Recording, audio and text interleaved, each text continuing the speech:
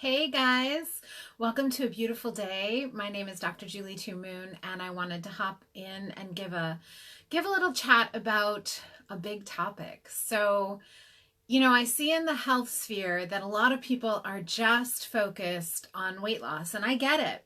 I totally get it. But the reality is that when we focus just on weight loss, what I find to be the case is then we just get myopically focused on making one parameter of health change. And the problem is that I see that people will do such extreme things to make that possible. I mean, to the point of forcing their body, and that's kind of what it becomes. It becomes this negative cycle of just trying to force our body to behave.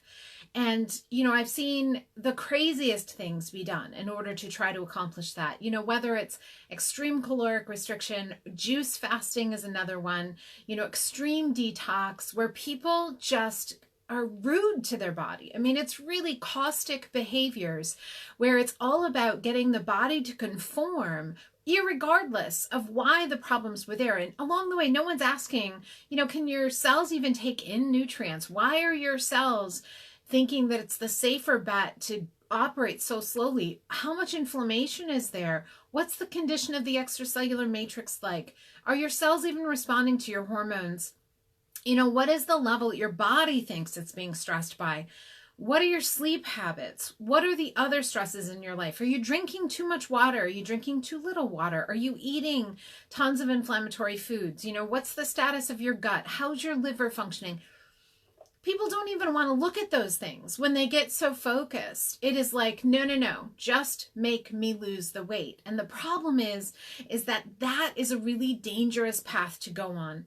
Because what I've seen in my long history in medicine is that people don't care if their health is declining in the process. That's why keto is so popular right now, is because people are focused, just make the number on the scale move. And then their thyroid tanks and their sleep is disrupted and they're anxious and they don't feel good and they have inflammation and they're sitting there going, yeah, but the scale moved. And that's what a lot of the keto experts are advocating. Like, oh, well, we can fix the thyroid if it tanks. We can deal with your sleep if it tanks. I don't believe anything is worthy of doing if you have to keep fixing corollary problems that develop because you haven't dealt with the core issues. And that's what I see happening time and time again. And the thing is that it needs to be about what is happening inside the body.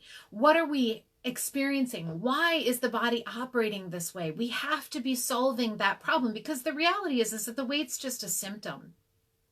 And the bigger thing is that behind that, there may have been, precursors for cancer. You might be sitting at a situation where your cells are making almost no energy. You might not be detoxing anything. You might be existing at a state where there's inflammation growing, or you're developing autoimmunity, or you're not even absorbing nutrients.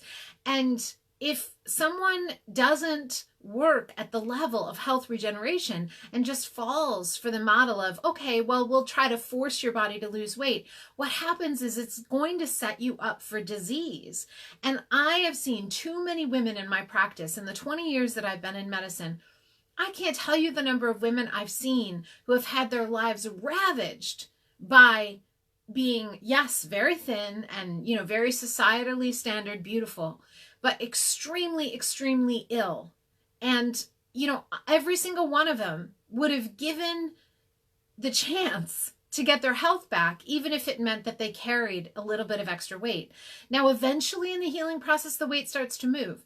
But that's something different for each person. It's not a guarantee that that's the first thing your body does. I mean, think about it. If your cells are on shutdown, why would the first task be taking off excess weight? The first thing your body in its wisdom does is say, okay, well, so the heart's not been getting enough energy and the liver has been under functioning and the kidneys have been really suffocating. So we're going to go heal those systems first. And then, oh, look, the cells haven't been responding to thyroid. And oh, look, the stress response has meant that, the stomach acid production's been off, or we haven't been making bile. Guess what, guys? All of those are going to rank above that.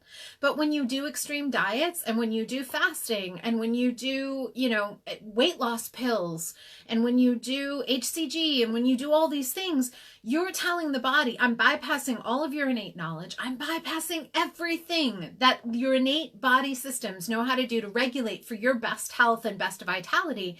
And in fact, you're sacrificing vitality for one outcome.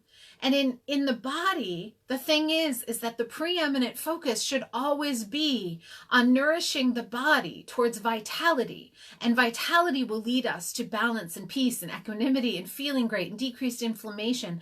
That is the thing. And when we are in that space, like so many people want to operate from, and just forcing an outcome, we're actually negating body intelligence. We are putting our body in a state where it's going to have to choose illness, because we're directing it that one objective is higher than all the others.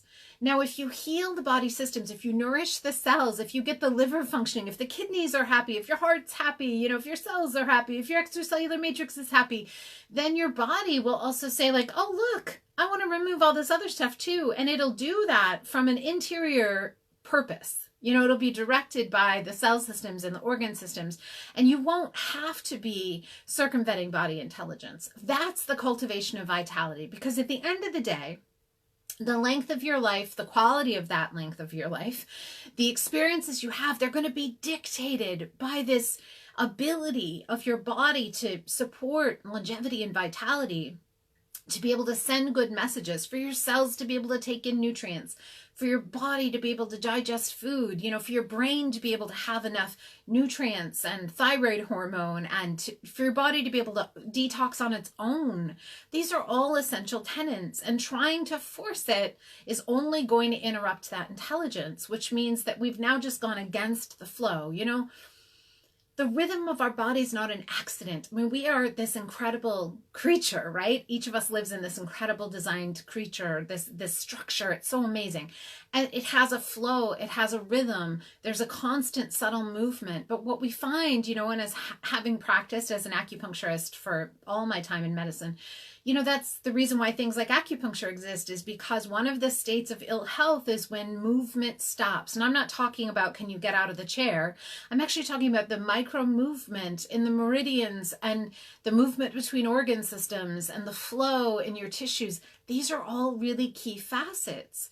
And when we find ourselves not having an ideal experience, it's because that movement isn't there. That's one of the things, in classical Chinese medicine that we talk about, is one of the first stages of any illness process is that the movement stops.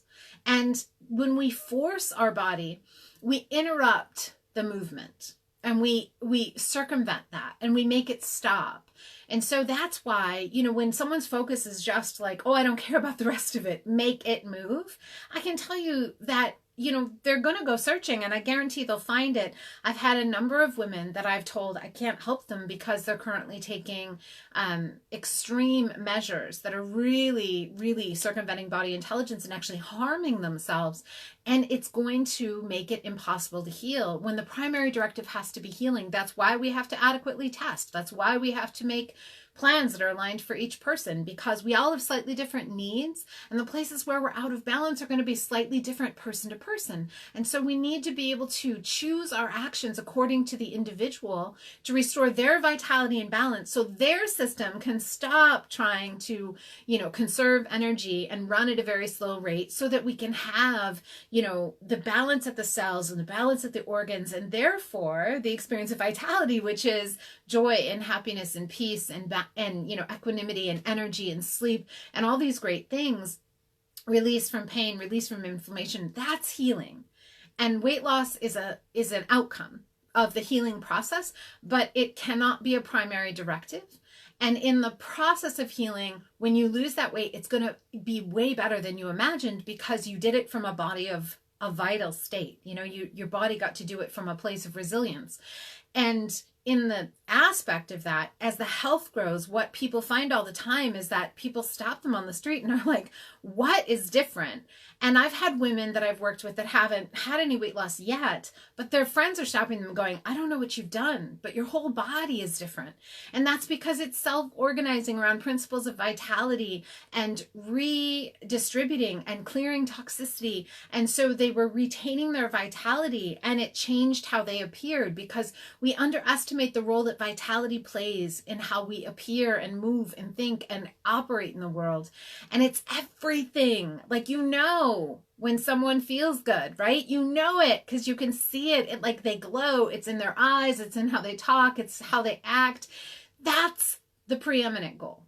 And then the rest of it can follow. So I don't want you guys chasing something and really doing things that could be harmful to your body and your long-term vitality by chasing one outcome and then negating the rest. And that's what I see happening too often. So I wanted to hop in here so that you could have that perspective, because it's so important.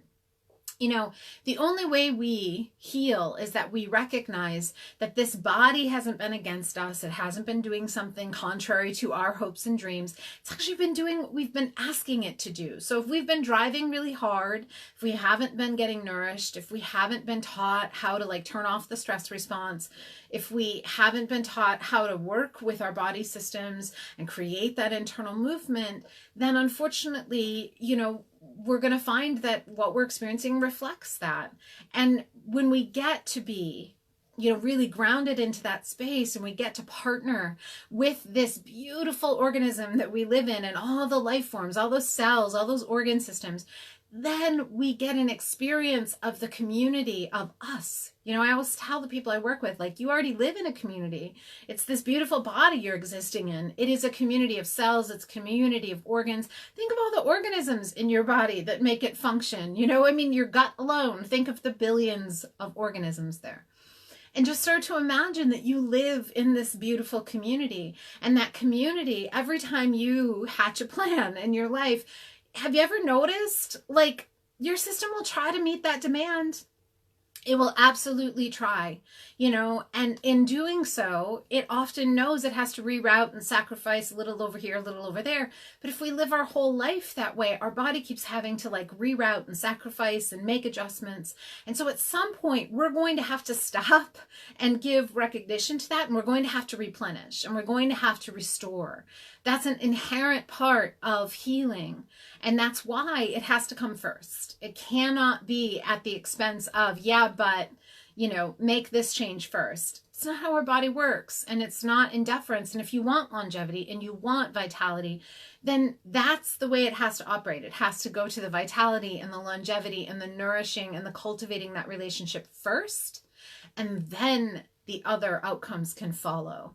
But if you do it in the wrong order, you just circumvent body intelligence again, and you're going to end up right where you started. Give it a little bit of time. And unfortunately, we don't get around the need for vitality. There's no magic pill that circumvents that. There's no like, I got away with it. You know, we just will always succumb to that. It's just the way the body works. So honor your bodies, you know, really recognize you live in a miracle.